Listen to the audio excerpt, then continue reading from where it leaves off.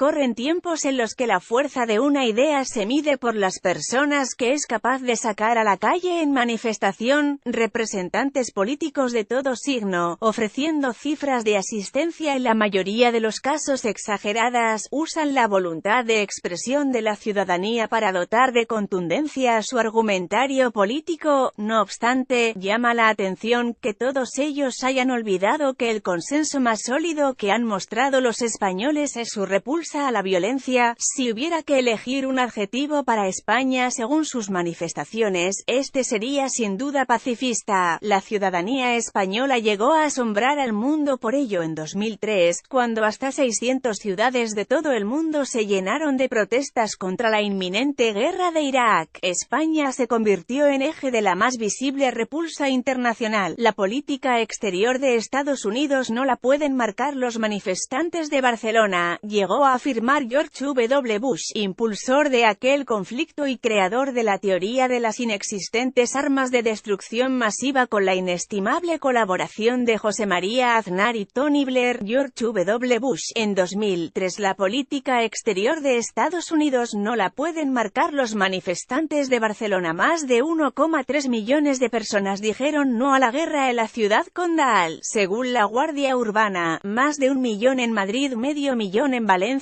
donde la marcha tuvo que empezar una hora antes de lo previsto debido a la avalancha de gente, a la que seguía acudiendo gente tras su finalización. 300.000 en Zaragoza, 200.000 en Sevilla, misma suma que en las tres capitales de provincia del País Vasco. En total se superaron ampliamente los 3 millones de manifestantes en todo el estado. Más de 1,3 millones de manifestantes se congregaron en las calles de Barcelona el 15 de febrero de 2003. Las concentraciones superaron cualquier cota de asistencia alcanzada hasta esa fecha. Ni la capital la noche en la que Tejero secuestró el Congreso de los Diputados, ni la manifestación a favor del Estatut de Autonomía en Barcelona en 1977, ni la protesta contra el Plan Hidrológico Nacional de Zaragoza fueron mayores que el no a la guerra. Solo el rechazo del terrorismo del ETA y al yihadismo han unido a los españoles en cotas similares, y a pesar de ello, las instituciones han desoído el mandato ciudadano de aquel no a la guerra. España participa con tropas en la coalición contra el Daesh, así como con apoyo financiero y logístico. Casi 3 lustros después, España sigue participando en la guerra de Irak, fase 2, la del contraataque de Daesh. Lo hace con tropas profesionales de la Guardia Civil y las Fuerzas Armadas adiestran a personal iraquí sobre el terreno y con apoyo logístico y financiero, unos fondos que podrían aumentar en 15 millones de euros, tal y como se filtró la misma mañana en la que Mariano Rajoy se reunió con Donald Trump, justo antes de la consulta del 1, consiguiendo que éste se pronunciara a favor de que España siguiera unida, aunque utilizando un lenguaje verbal y no verbal que transmitía ideas muy vagas sobre el país y su relación con Cataluña. Años después de Zapatero retirar a las tropas, España sigue muy presente en Irak, pero en ese tiempo ha evolucionado en algo diferente. Si en algo destaca el militarismo español de 2017 es en el papel de arsenal para cualquier país con dinero para pagar las armas que aquí se producen, cuyo IDI se paga con dinero público. Prueba de ello es el ínfimo porcentaje de denegación de solicitudes de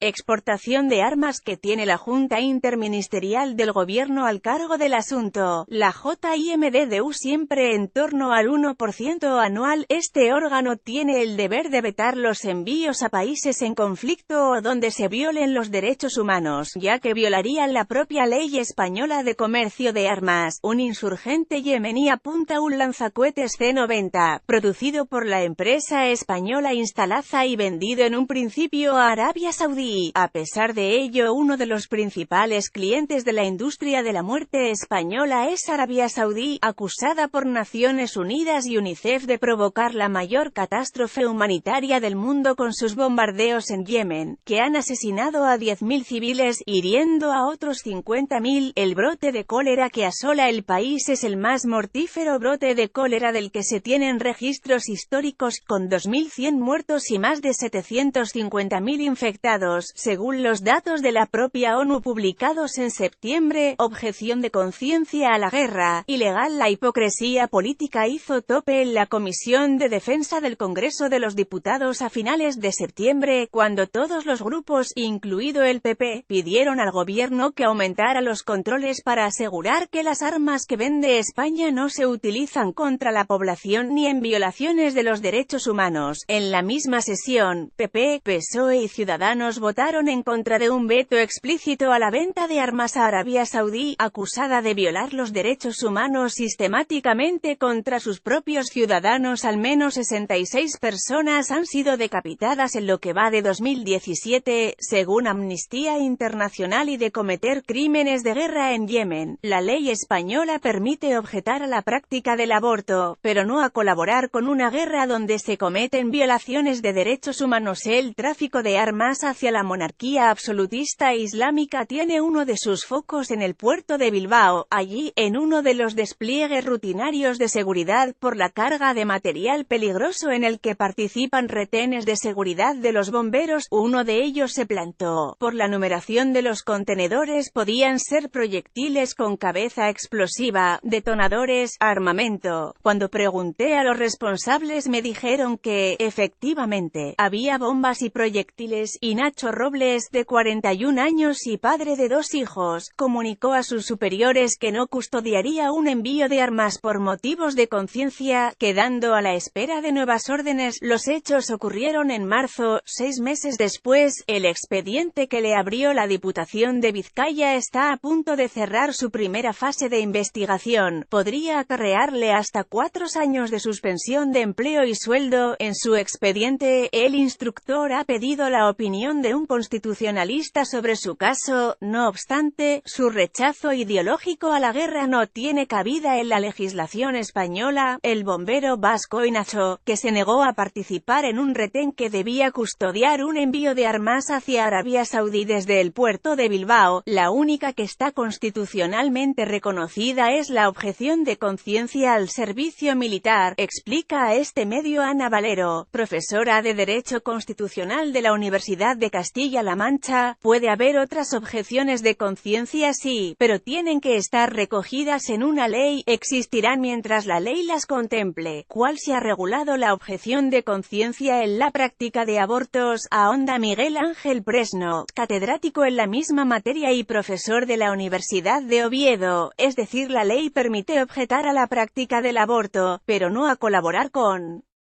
una guerra donde se cometen violaciones de derechos humanos. Ha habido una carga política en la regulación del derecho, evidentemente, corrobora el docente. Yo diría que no tiene derecho a la objeción de conciencia, puede negarse, pero no ejercer la objeción de conciencia bajo un amparo legal, afirma Presno sobre Inacho. Sin duda es un tema complejo, reconoce Valero. Sin embargo, continúa la profesora, el derecho sancionador siempre ha de aplicarse proporcionalmente y, desde mi punto de vista, suspender sin empleo y sueldo a un padre de familia por un acto de estas características, sin duda llevado a cabo de conformidad con sus más íntimas convicciones, sería a todas luces desproporcionado. Mordaza por señalar a los vendedores de armas. Y las instituciones públicas han olvidado el no a la guerra y la legislación española no permite alegar objeción de conciencia a los ciudadanos para no colaborar con una guerra. ¿Qué les ocurre a aquellos que recurren a la protesta no violenta para señalar la hipocresía del Estado en la venta de armas? Se enfrentan a la aplicación de la ley Mordaza con toda su dureza. Así les ha ocurrido a los 19 activistas antimilitaristas que protestaron el pasado mes de marzo frente al recinto ferial IFEMA en la capital por acoger la feria de armamento OMSEC. La plataforma Desarma Madrid, organizadora de la protesta junto a miembros de Alternativa Antimilitarista MOC, denunció que en ese evento se negocia por el armamento que terminará matando en Yemen, Siria, Libia, Palestina o Irak. Mientras un grupo de activistas desplegaba pancartas en la acera, otros 6 el número de ediciones de la feria se arrojaba pintura por encima emulando la sangre de las víctimas de los conflictos que alimenta la industria española. Fueron todos detenidos. 19 activistas que protestaron frente a la feria feria de armamento han sido multados con 11.419 euros. Las multas llegaron hace menos de 10 días, 11.419 euros en total, 601 euros a cada activista por violación del artículo 36,6 del Código Penal, falta grave por desobediencia o la resistencia a la autoridad o a sus agentes en el ejercicio de sus funciones. Se trata de una de las trampas antidisidencia introducidas en el ordenamiento jurídico con la reforma y uno de los artículos más aplicados de la ley Mordaza. Acusan de lo mismo a toda la gente que estaba allí, incluso a la gente que estaba en la acera. A otros les acusan de manchar de pintura a los agentes cuando fueron ellos los que se mancharon cuando les cogieron, explica a Público uno de los activistas sancionados de KMMOC Bilbao. La policía argumenta que los activistas obstaculizaron el tráfico e impidieron la entrada al recinto. Harían falta miles de personas rodeando y FEMA para eso tiene varios accesos. El objetivo era la denuncia, no obstaculizar el acceso o el tráfico, porque sabemos que eso no es posible y solo queríamos denunciar que en esa feria se vendían armas para Arabia Saudí, niega el activista.